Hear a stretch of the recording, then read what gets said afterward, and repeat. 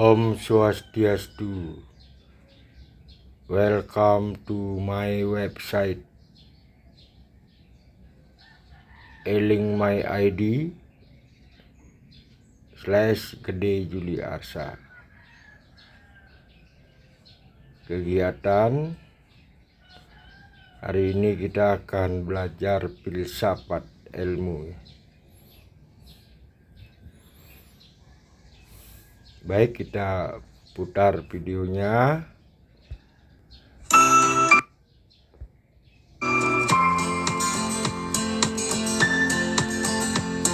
Saya memperkenalkan sedikit ya Bu Karlina, karena Bu Karlina bagaimana juga aktivis perempuan dan juga aktivis gender ya.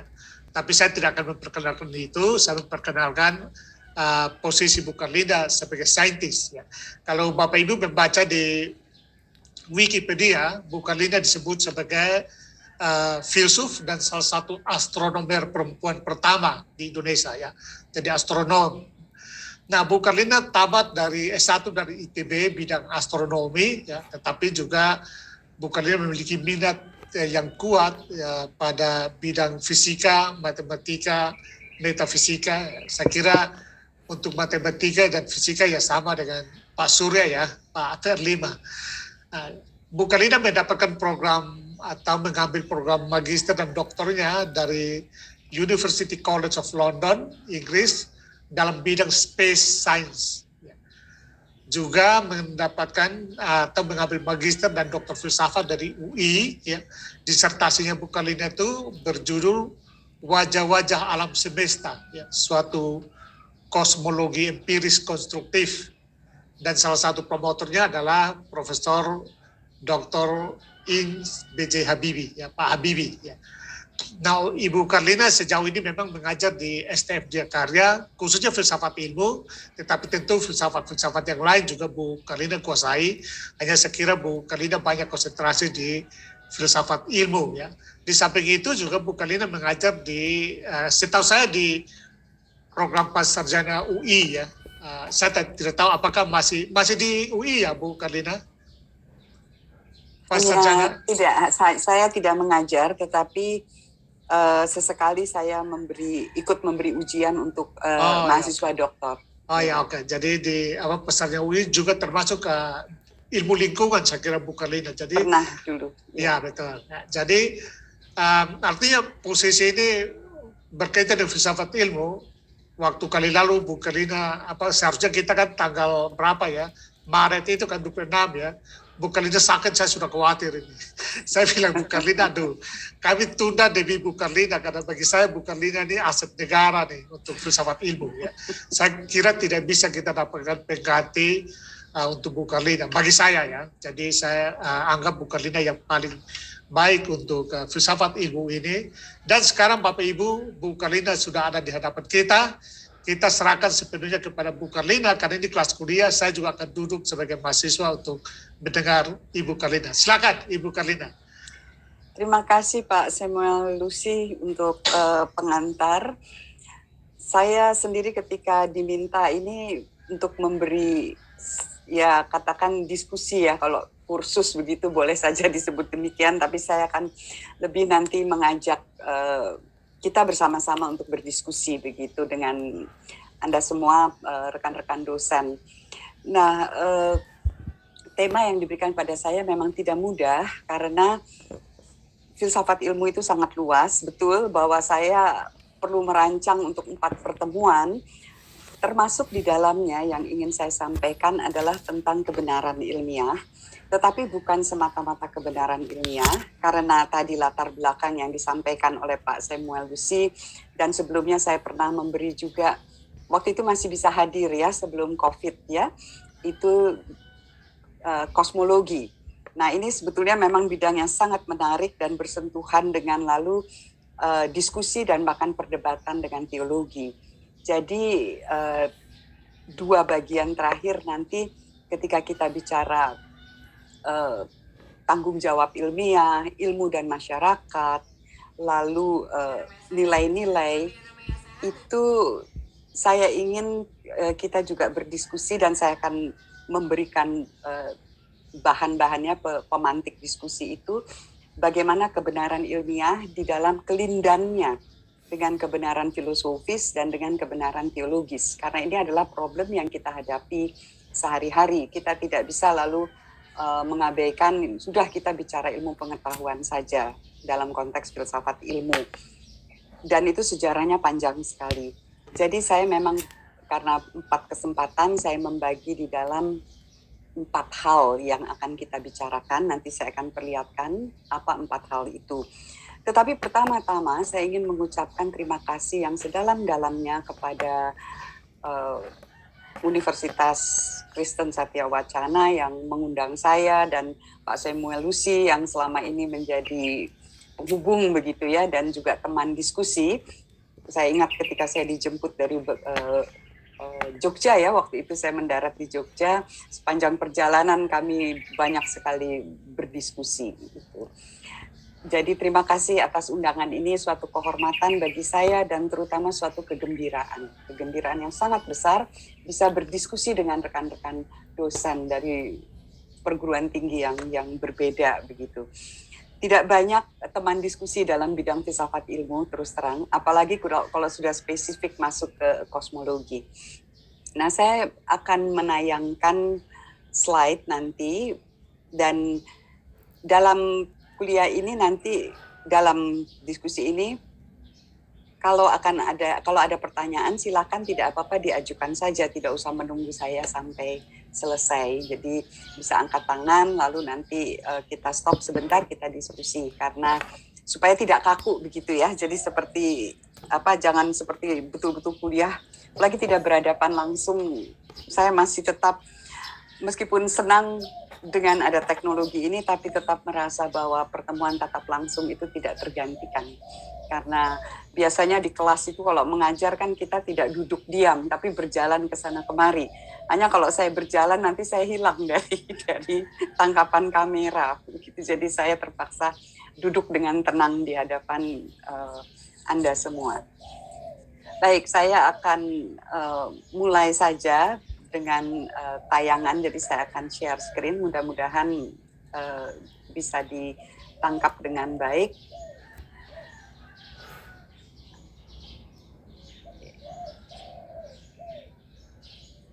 Saya kira sudah muncul ya. Sudah muncul. Sudah muncul. Ya, saya pakai 2 kamera untuk Zoom. Saya nyalakan juga di iPad supaya saya melihat apa yang saya tayangkan. Karena baik.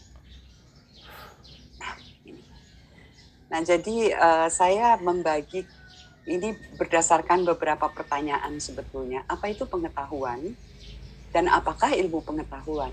Jadi apa bedanya antara kedua hal itu? Lalu tentu saja karena kita bicara pengetahuan, kita berharap kita juga bicara tentang kebenaran.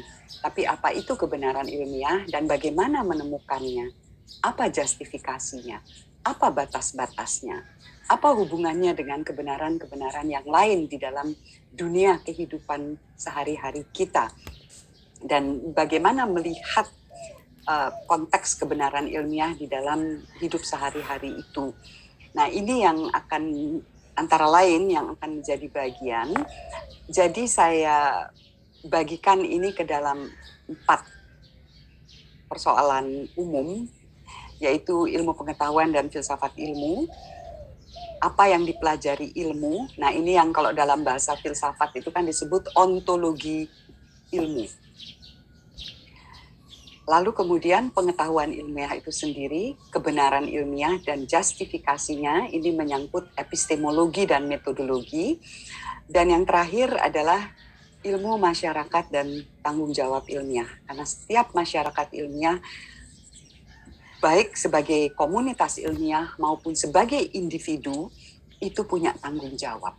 Apakah itu dari bidang ilmu alam, dari bidang ilmu-ilmu yang lain, itu punya tanggung jawab. Dan tanggung jawab ilmiah ini menjadi perdebatan yang sangat keras di abad ke-19.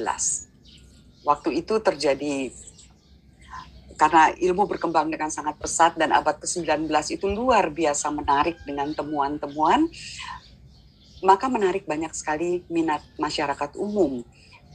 Dan banyak orang waktu itu asal bisa sekedar membaca tulisan-tulisan karya ilmuwan populer, lalu merasa mempunyai wewenang untuk bicara, dan juga terjadi di kalangan teolog yang mencoba untuk menggabungkan penemuan ilmiah dengan ajaran-ajaran iman. Nah, ini menjadi perdebatan yang sangat keras sampai kemudian di Inggris itu anggota The Royal Society of London, kumpulan para intelektual, akademisi, ilmuwan, seniman, budayawan, dan lain-lain, itu berdiskusi dengan sangat keras, dan itulah saat kemudian, kalau boleh dibilang, secara spesifik didefinisikan siapa itu ilmuwan. Istilah scientist itu lahir pada masa itu. Jadi kita sering menyebut Newton adalah ilmuwan, Robert Boyle adalah ilmuwan, tapi istilah itu belum ada pada zaman itu. Yang disebut scientist itu baru ada, tepatnya itu tahun 1823. Nanti saya akan sedikit cerita karena konteksnya sangat menarik itu, mengapa lahir kata scientist waktu itu. Nah, ini yang kita akan bahas, dan tentu saja kemudian dalam konteks perdebatan, terutama ketika itu menyebar di masyarakat, termasuk tadi bagaimana Dawkins, Lawrence Krauss, lalu Sam Harris, dan yang lain-lain itu bukan hanya memicu ya, tetapi memprovokasi perdebatan, bahkan konflik. Apa betul sains dan agama itu, dan teologi tepatnya, itu berkonflik? Itu bisa kita diskusikan nanti, dan approach apa yang bisa kita pakai dalam bingkai ini sehingga kita tidak terjebak di dalam konflik itu. Nah, saya akan mulai tentu saja, apa itu filsafat ilmu dan apa itu ilmu. Kalau kita mengacu ke Quine, ini salah seorang pemikir filsafat ilmu, tapi karena dia menganut naturalisme, dia menganggap filsafat ilmu itu hanya kelanjutan dari ilmu. Jadi menekankan fakta juga, dan ini melahirkan sekarang experimental philosophy misalnya. Jadi menurut dia ya, it's just science gone self-conscious. Jadi ketika sains kemudian berefleksi dan menyadari dirinya sendiri, oh inilah sains, maka itulah masuk ke kawasan filsafat ilmu. Ini definisi yang tentu saja setiap filsuf akan punya definisinya sendiri tentang filsafat dan tentang filsafat ilmu. Tapi saya ambil ini saja yang sederhana. Nah, apakah ilmu? Apa bedanya dengan sastra, dengan politik, dengan agama? Nah, ini yang akan kita masuki sekarang. Jadi dengan titik tolak ini, saya juga tidak akan mengajukan definisi-definisi ilmu yang sangat banyak itu, yang juga berbeda menurut para ilmuwan. Bahkan ilmuwan akan mengatakan, apa itu ilmu? Saya tidak bisa mendefinisikan ilmu, karena ilmu adalah sesuatu yang kami kerjakan, begitu. Bahkan kalau ditanya kepada Einstein, apa itu metodologi, dia akan mengatakan, mata saya akan berputar-putar dan kemudian saya akan diam sebentar dan saya akan mengarang-arang. Karena saya tidak tahu apa itu metodologi, hanya menjalankan, dan itu sebabnya sering disebut sebetulnya desiderata, desideratum. Yang dijalankan itu berdasarkan apa yang terbaik menurut apa yang mau disasar. Jadi pilihan-pilihan terbaik. Jadi kalau dari segi ilmuwan sendiri, metode itu sulit sekali didefinisikan. Itu cara kerja bergantung konteks, bergantung bidang ilmu. Nah, di tengah kerumitan itu, saya mengambil dari Richard Feynman, bukunya yang sangat menarik, What is Science? Nah, dia memakai sebuah cerita yang sangat menarik. Jadi dia membayangkan proses evolusi makhluk-makhluk hidup yang kemudian muncul pada suatu masa, makhluk-makhluk yang dapat belajar dari pengalamannya sendiri dan dari pengalaman makhluk-makhluk lain. Kemudian bahkan dapat mengajarkannya kepada makhluk lain, pada hewan-hewan lain. Tetapi pada mulanya tidak efisien, sehingga belum tersebar, belum diteruskan ke generasi berikutnya, pengetahuan itu sudah kepalang, keburu lenyap. Nah, ini cara yang tidak efisien.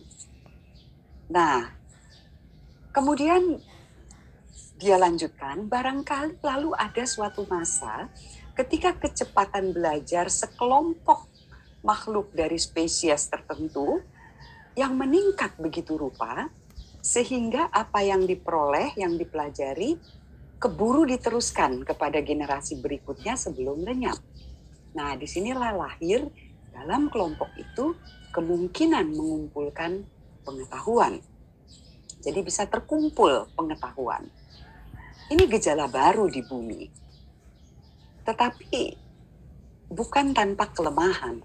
Karena bisa saja pengetahuan itu diikuti dengan atau didasari dengan asumsi-asumsi yang sebetulnya bukan hanya tidak berguna, bahkan bisa-bisa membahayakan. Kepercayaan-kepercayaan yang kemudian juga tidak berguna atau membahayakan. Nah, setelah proses tertentu, ditemukanlah cara untuk menghindar dari kelemahan itu dengan meragukan. Jangan-jangan apa yang diteruskan dari masa lalu itu belum tentu sepenuhnya benar. Jadi lahir upaya mencari tahu untuk tahu apa sebetulnya duduk perkaranya. Dan bagaimana saya sendiri mengalaminya, mengamatinya, mencatatnya, dan sampai pada kesimpulan yang ternyata berbeda dengan kesimpulan yang didapat dari leluhur saya. Nah, bagi Feynman, inilah sains. Buah penemuan bahwa memeriksa kembali segala sesuatu melalui pengalaman yang langsung dijalani sendiri adalah hal yang berharga. Dan tidaklah perlu selalu percaya pada pengalaman sebelumnya. Jadi kalau mau disederhanakan, sains itu adalah suatu cara mengetahui yang dimulai dengan keraguan-raguan. Kita menyangsikan segala sesuatu bukan demi kesangsian itu sendiri, tapi persis untuk menemukan suatu kesimpulan yang lebih teruji, yang ketika disebar kemudian diuji oleh pihak-pihak lain. Nah, ini nanti kalau kita masuk ke metodologi di sini. Itu sains dalam pengertian yang sangat umum, sangat sederhana, tapi saya cenderung memilih itu karena lalu kita melihat sains sebagai kegiatan, bukan hanya sebagai produk. Karena sains bisa berupa produk, bisa berupa proses. Nah, filsafat ilmu mengkaji dan merefleksikan hal-hal tadi itu melalui perspektif filsafat. Ini sketsa yang dibuat oleh Ernest Mach, seorang ahli fisika, dan dia membayangkan dia duduk, Anda lihat dia tiduran di sini ya, kemudian menggambarkan perspektif yang dia lihat. Sebetulnya dia membuat dua, satu dari perspektif mata kiri, satu perspektif mata kanan. Nah, itu kan berbeda. Coba saja kalau kita tutup salah satu mata, lalu tutup lagi yang lain, kita akan mendapatkan perspektif yang berbeda. Nah, ini memberi gambaran bagaimana perspektif itu kemudian bisa menghasilkan cara pandang yang berbeda. Nah, bagaimana filsafat ilmu melihat ilmu dari perspektif filsafat? Kita tentu perlu masuk apa itu bidang refleksi filsafat. Kita bayangkan manusia yang ada di tengah dunia, duduk merenung, merefleksikan dunia. Dari segi apa? Nah, kita bisa mengacu ke pertanyaan Immanuel Kant, seorang filsuf abad ke-18 yang sangat terkenal. Refleksi tentang yang ada. Apa saja yang ada itu? Ternyata yang ada itu ada yang terjangkau secara indrawi, ada yang tidak terjangkau secara indrawi. Ontologi dan metafisika. Kalau demikianlah realitas yang ada, bagaimana saya mengetahui realitas itu? Nah, ini didekati melalui epistemologi. Tapi epistemologi ini besar sekali. Karena cara mengetahui itu ternyata ada cara mengetahui sehari-hari, ada cara mengetahui secara ilmiah. Maka ada epistemologi secara umum, ada filsafat ilmu yang khusus mengkaji pengetahuan ilmiah. Kalau kita sudah tahu ada dunia, lalu mengerti bagaimana memahami dunia itu, apa implikasinya bagi tindakan? Apa yang harus saya lakukan setelah mengetahui itu? Nah, inilah wilayah nilai. Jadi betul bahwa ilmu bisa dikatakan begitu, bahwa ya ilmu tidak bicara tentang nilai. Tetapi yang tidak dapat dilupakan adalah ilmu punya implikasi nilai ketika ia diterapkan. Nah, ini nanti menjadi persoalan rumit ketika bertemu dengan orang-orang seperti Dawkins, Sam Harris, dan yang lain-lain itu, karena mereka yakin bahwa nilai-nilai itu sebetulnya merupakan hasil proses evolusi. Jadi sesuatu yang faktual, bukan yang normatif begitu. Nah, karena faktual, maka itu juga bagian dari sains. Gitu. Nah, dengan bidang refleksi filsafat seperti ini, kita akan fokus pada tentu saja bagian ini, filsafat ilmu. Nah, tetapi ternyata filsafat ilmu itu juga terpecah. Karena filsafat ilmu bicara tadi, ketika saya memberikan apa yang akan kita bahas, apa itu ilmu? Dia bicara ontologi. Jadi ketika teori itu bicara tentang atom, teori bicara tentang masyarakat, teori bicara tentang kebudayaan, humaniora misalnya. Ontologinya itu apa yang dipelajari? Apa itu masyarakat? Apa itu atom? Ini ontologinya. Lalu apakah kita punya akses terhadap apa itu? Bagaimana kalau apa itu tidak bisa diamati langsung misalnya? Itu ontologinya. Lalu bagaimana cara mengetahuinya? Implikasinya apa? Metodologinya apa nanti? Metodologi dan metode itu berbeda. Detail nanti kita akan lihat. Nah, tentu saja ini bukan sesuatu yang baru. Muncul tiba-tiba jatuh dari langit begitu. Tapi kita tahu sejarah ilmu itu panjang sekali. Tetapi kita tidak bisa lalu mengatakan begitu saja, ya ilmu itu sudah ada sejak zaman Yunani. Sudah ada sejak zaman Babilonia. Nah, itu akan muncul perdebatan. Karena yang kita sebut sebagai sains, sebagai ilmu pengetahuan itu adalah sebetulnya buah revolusi ilmu pengetahuan. Akarnya ada. Sebelumnya, pada abad pertengahan, dikenal siensia. Tapi siensia tidak sama dengan sains sekarang ini. Sains yang kita kenal sekarang itu sangat khas. Dan persis karena itu kemudian menimbulkan persentuhan-persentuhan, perbenturan, irisan-irisan dengan bidang lain, terutama teologi misalnya itu. Pada abad pertengahan tidak. Karena tujuan siensia itu di sini terbagi waktu itu. Ini berdasarkan kurikulum di universitas-universitas Eropa waktu itu, berdasarkan 3 jalan dan 4 jalan. Jadi 7 semuanya yang disebut, yang sekarang dikenal sebagai liberal arts. Jadi Septem Artes Liberales. Trivium itu 3 jalan bagi perkembangan kebajikan moral dan intelektual yang kemudian untuk itu perlu ditambah dengan 4 jalan lainnya. 3 jalan yang pertama memberi dasar, kita lihat di sini.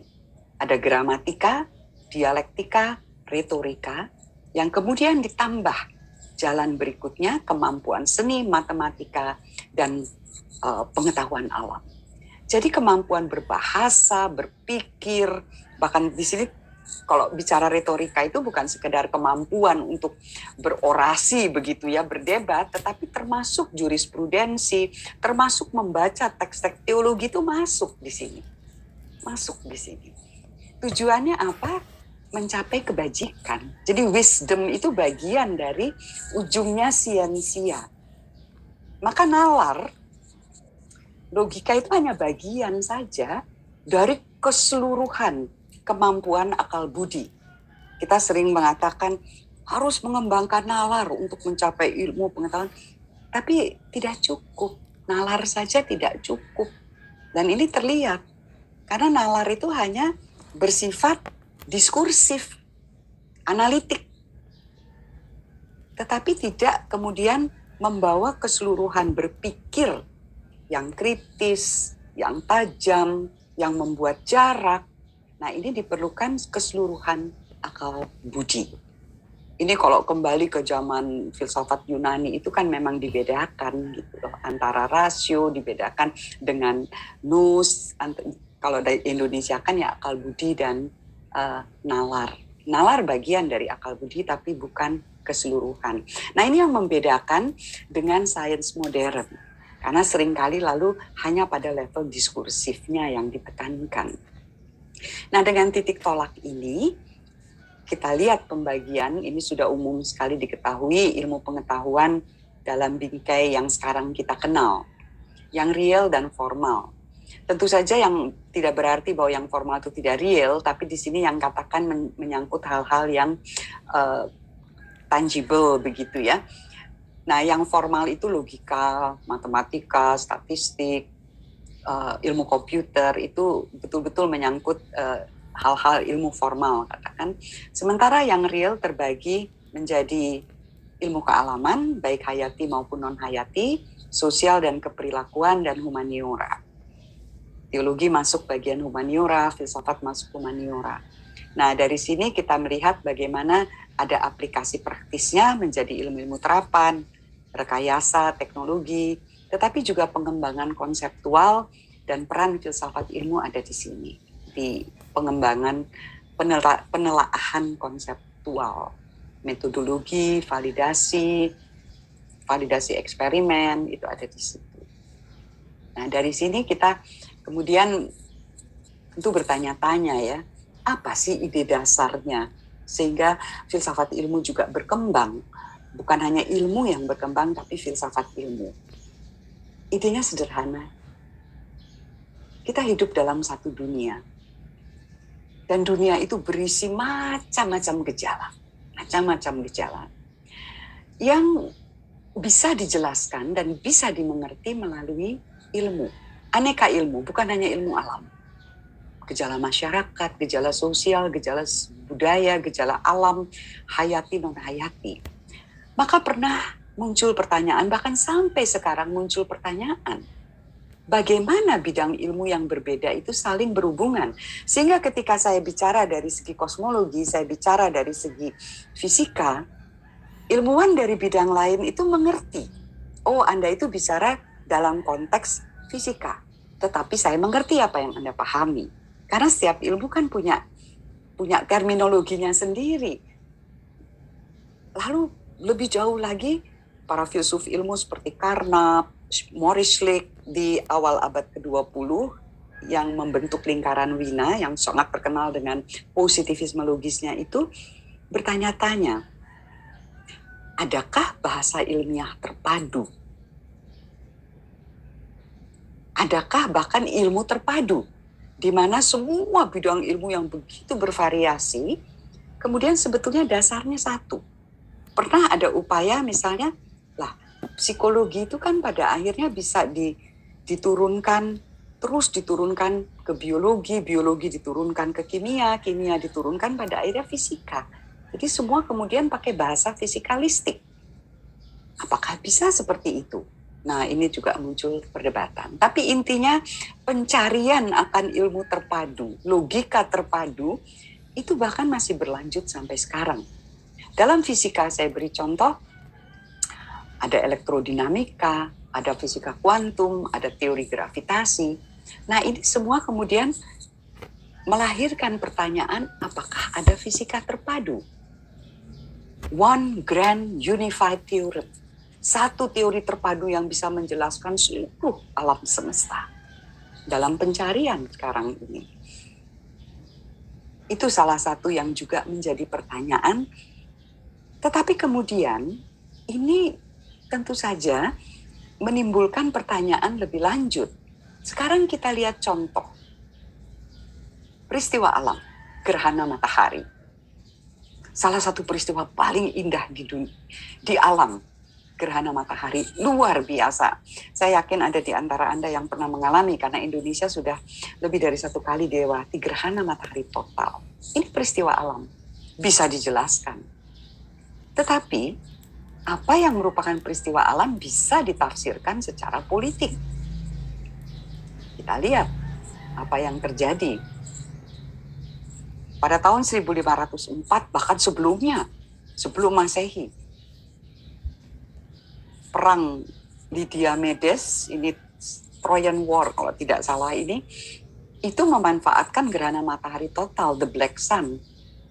waktu itu karena langit menjadi gelap. Dan itu dimanfaatkan oleh Columbus ketika mendarat, tapi waktu itu gerhana bulan. Dia mendarat di benua Amerika, membutuhkan makanan, tetapi penduduk asli Amerika, orang-orang Indian tidak mau bersikap ramah, maka dia mengancam. Dia sudah punya daftar prediksi kapan akan terjadi gerhana bulan. Jadi dia katakan, kalau Anda tidak bersikap ramah kepada kami dan tidak membekali kami dengan makanan untuk perjalanan kami, bulan akan ditelan, akan menjadi berdarah. Lalu bulan menjadi kemerahan, perlahan-lahan. Nah, ini peristiwa politik. Jadi bagaimana ditafsirkan secara politik sehingga kemudian Columbus dan teman-temannya itu punya posisi tawar yang lebih begitu. Tapi juga bisa ditafsirkan sebagai peristiwa kebudayaan. Nah, ini yang terjadi tahun 2016 lalu kita lihat. Bagaimana masyarakat kemudian berkumpul, melahirkan simbol-simbol yang sudah ada, yang diwarisi dari tradisi, bahkan kemudian menjadi perangko. Jadi kita tiba-tiba gejala yang tadinya ya itu hanya gejala alam, terpisah satu dari yang lainnya, ternyata bisa dilihat dari berbagai kacamata dan kemudian memberikan suatu kepenuhan, gambaran, begini cara kita memahami realitas. Dan tentu ada tafsir teologisnya juga, begitu. Nah, ini cara yang lebih luas untuk memahami bagaimana ilmu pengetahuan berinteraksi dengan masyarakat. Apalagi sekarang ini terkait dengan pertanyaan tadi, bagaimana ilmu saling berhubungan. Di sini kita lihat, ini gambaran peta keterhubungan paradigma. Bayangkan, tadinya hanya ada, katakan, filsafat alam. Siensia yang kemudian tumbuh perlahan-lahan ada filsafat alam. Lalu filsafat sosial, yang tidak lain sebetulnya filsafat moral. Pada zaman Adam Smith itu masih filsafat moral. Pada zaman Newton masih filsafat alam. Sekarang sudah seperti ini. Cabangnya kita lihat. Begitu luas. Lalu bagaimana saling berhubungan? Maka jurnal ilmiah kan tempat komunitas ilmiah berkomunikasi itu menjadi sangat penting. Nah, sampai sini apa ada diskusi sebentar sebelum kita lanjutkan ke yang berikutnya? Saya persilahkan kalau ada diskusi sebentar.